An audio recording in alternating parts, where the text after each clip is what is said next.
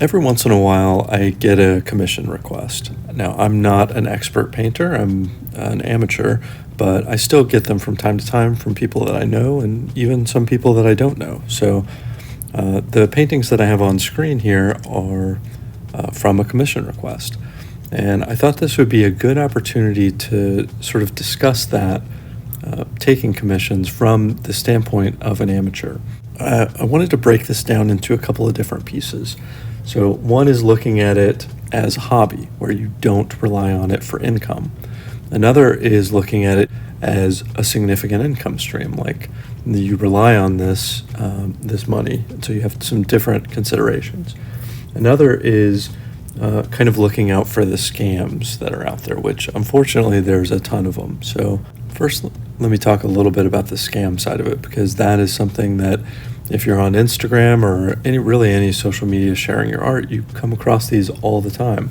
You'll share a painting and you'll get suddenly some messages about people saying they want to buy your art, and they usually start slow, just telling you, hey, I love your art, trying to reel you in, and then they jump into stuff like saying, hey, I want to buy your art as an NFT, which I think is a non-fungible token or something like that, some kind of cryptocurrency thing. So those are always scams. Don't go for those. They might be trying something like that. And typically with the NFTs, they're trying to direct you to a specific website where they're probably going to, it's maybe some type of phishing attempt where they'll try to get you to click on a link to go there. Or potentially they'll just try to get you to pay an upfront fee, which I think they call a gas fee, like $50 or $40 to mint the NFT or whatever. So there's a lot of different ways that they're going to try to get you on the hook, try to get you to put some money into it, and then they continue to try to drain money, trying to leverage like a sunk cost fallacy, like you've already put $50 in to try to get this, so now they're telling you it's more, so you need to go more. So that's there's a couple routes for that NFT scam. There's a few others though. There are scams where instead of trying to go the NFT route, they'll offer to pay you more than your actual rate, or they won't even ask you how much it costs. They'll just try to hire you straight off. So eventually what they're trying to do is, there are two different things. They're trying to either get you to go via PayPal or some secure method, but they want you to click on a link. They're going to send you a spoofed email, supposedly from PayPal, and they want you to click on that.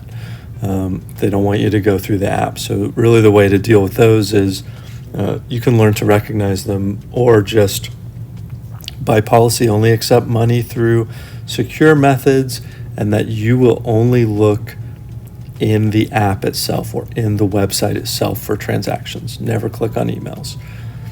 So that's one way. Another way is, instead of using secure payment methods, they might try to send you a check. This is some sort of check kiting scam where they try to get you to deposit that money. Once you've deposited the money, then they cancel the check. If you've already done something with that money, now you're on the hook for paying that money back. So another scam, but unfortunately there's a lot of scams out there. So you just really, if you're putting yourself out there, you've got to be aware of scams and be very cautious, unfortunately. Jumping past the scams though, so now considerations if this is a hobby. If you have another full-time job that is your primary source of income, and then you paint for fun, and maybe you take commissions on the side as a little extra money, a little extra pocket money or something. If that's the case, that's actually my situation. I have a different career entirely that's unrelated to painting. So in that case, one big consideration for you is, what do I charge for these commissions? Like, one calculation you can do is consider how much per hour you make at your regular job. That might be too much or too little. I don't know. It's a nice starting point though. That's a way to give your own calculation of what your time is worth, or at least what an employer has determined your time is worth. So give you a starting point to move up or down, but that can kind of give you a place to go. So another thing to think about is, how much do you actually want to take commissions? Do you think they're fun? Or do you more so enjoy painting what you want to paint? I think this is kind of a nice place to be, where you don't commit yourself to painting everything. You can kind of pick and choose what you want to do. That's nice because it allows you to pick something that you think you're capable of doing.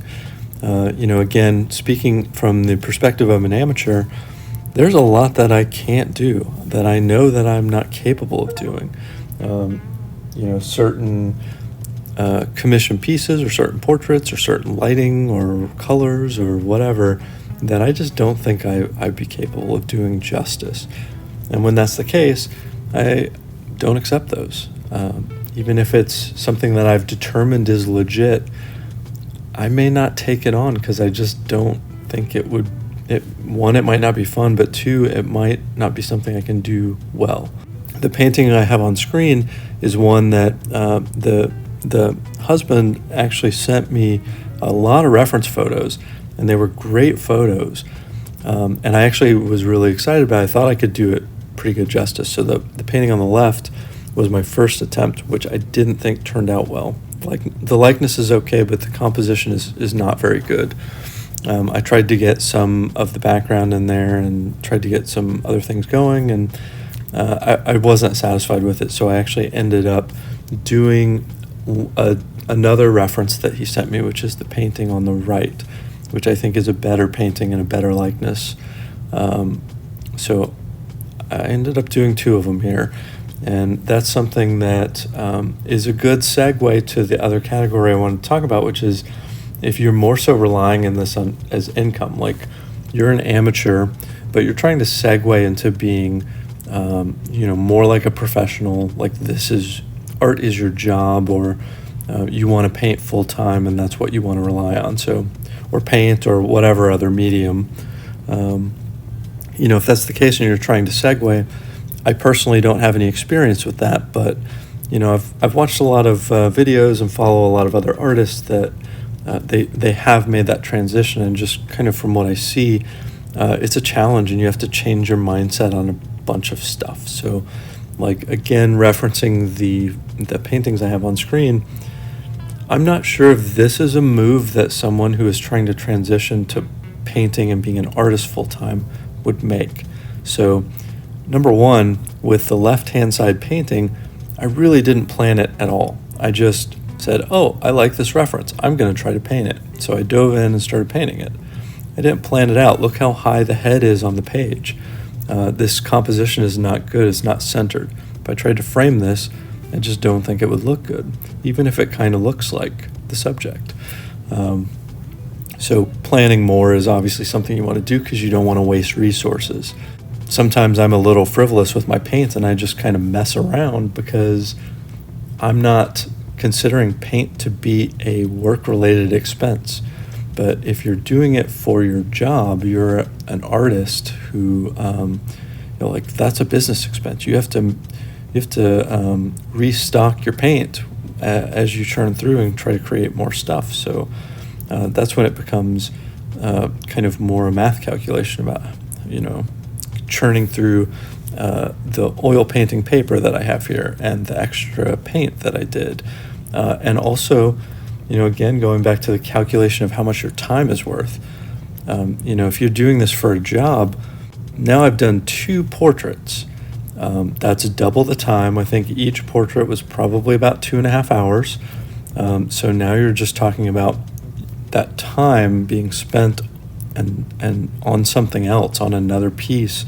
Whereas these 2 that I did, I think he actually offered to pay for both of them, but I declined. Told him, no, it's okay. I wasn't satisfied with the first one. I'm going to just give both of them to you, but we'll charge the original amount. But, again, if this is your job, that math may not make sense. You may not want to do that. And that's true for if you charge a little bit or if you charge a lot. Both paths, there are opportunity costs. Like, let's say you've worked up your client base and you've worked and become, pretty reputable and can charge a lot for your paintings. Each of these paintings may be worth a ton to you. as the artist creating them. There's opportunity cost working on the redo. You could have been working for a new client. Or if you're just trying to get off the ground and you still don't charge a whole lot, it's still a similar calculation. So, it's just kind of a different, or it seems to be kind of a different mindset that you have to put yourself into, as compared with both things are you're an amateur painter, but one is you're an amateur hobbyist, and the other is you're an amateur trying to transition into like being a real pro who does it all the time. So just sort of some different considerations that I wanted to put out there, and I was thinking about it just because I was working on this one. So kind of weird that I did have kind of a flood of commissions. But flood is a relative term. I don't usually have any, so when I get a couple, that's more than usual. Interesting, I thought to talk about this. If anyone in the comments has any questions about experience trying to navigate all these scams that come in through social media, I'm glad to just sort of talk through my experiences and my thoughts on those.